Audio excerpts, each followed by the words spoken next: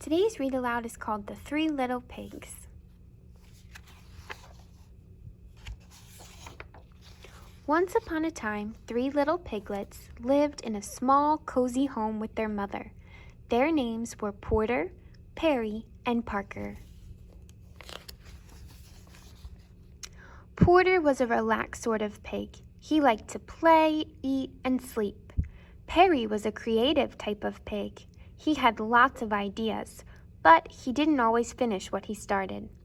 And Parker was a thoughtful little pig who worked hard and did everything just the way he was supposed to. This kind of annoyed his two brothers. Well, the three little piglets got older and bigger and rounder. One day, their mother made a decision. "You've grown too big for this little house," she said. "It's time for you all to go off into the wide, wide world and build homes of your own." So the three little pigs packed their bags and got ready to leave their too cozy home. "Any advice for us, Mother?" asked Parker. "Why, yes," said their mother. "Watch out for that no-good, big, bad wolf who's always skulking around. And remember, always work hard, remember to plan, and whatever you do, do the best that you can." The three pigs kissed their mother goodbye. Then they trotted out of the house, down the road, and out of the village. Before they had gone very far, they came to a big field full of golden haystacks. "You know," said Porter quickly, "I think I'll build my house of straw. It's a nice color and the house will be easy to build." "I'm not sure this is a good plan," said Parker. "Will it be warm enough? Will it keep out the rain?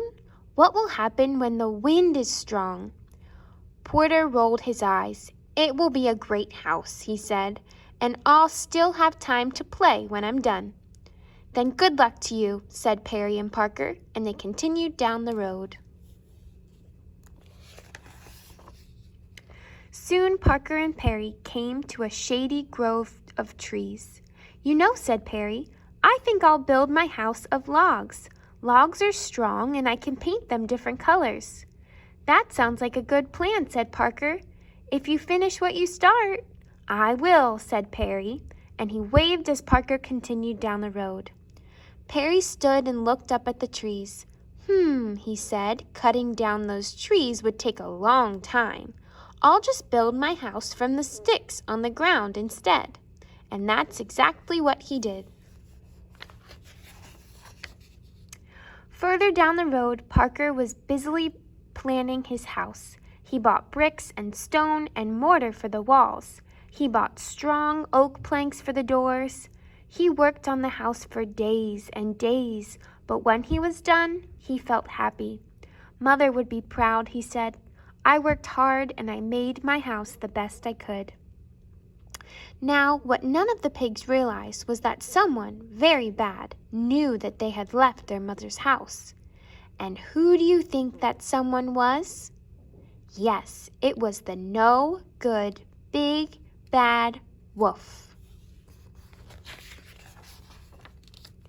First, the wolf went to Porter's house. He saw bundles of hay held together by rope, and he saw Porter Pig outside napping in the sun. "Hello, Pig," said the wolf. Porter opened his eyes, squealed, and jumped to his feet. He ran into his house, pushed the door shut, and hid under his bed. Now," said the wolf, "I only want to have a chat." "Ha," said Porter, "I know a hungry wolf when I see one." "It really doesn't matter," said the wolf. Little pig, let me come in." "Are you kidding?" said Porter. "Not by the hair on my chinny chin." "Then I'll huff, and I'll puff, and I'll blow your house in." The wolf stepped back. Then he huffed, and he puffed, and he blew with all his might. The straw house flew apart. The wolf pounced, and the pig bounced, but Porter squealed and ran. Said the wolf, "Unfortunate." The next day the wolf decided to try again. He strolled down the road until he saw a flimsy house made of sticks and twigs. Perry was lying in a hammock outside. "Hello, my little piggy," said the wolf. Perry jumped up in fright. He ran inside his shaky house and pushed a dresser against the door. "Ha," said the wolf. "Does he really think that's going to help?" He cleared his throat. Little pig, let me come in." "No way," said Perry, "not by the hair on my chinny chin chin." "Then I'll huff, and I'll puff, and I'll blow your house in." The wolf stepped back. He took 2 huffs, and he took 2 puffs, and he blew with all his might. Sticks and twigs swirled in the air. The wolf pounced, the pig bounced, but Perry squealed and ran. "This just won't do," said the wolf. But the wolf knew there was still one more brother to visit. He strolled down the road until he saw a house made of stone and brick. Parker was digging in a garden outside. "Hello, friend pig," said the wolf. "Don't you friend pig me," said Parker. "Leave now or you'll be sorry." "I doubt it," said the wolf. Parker went inside and slammed the door. The wolf heard 3 locks locking and 4 shutters slamming. He stood back. Little pig, let me come in." "Not by the hair on my chinny chin chin." "Then I'll huff, and I'll puff, and I'll blow your house in." "Go ahead and try," said Parker.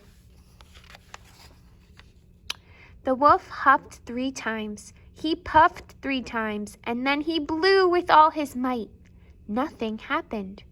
"That's a surprise," said the wolf.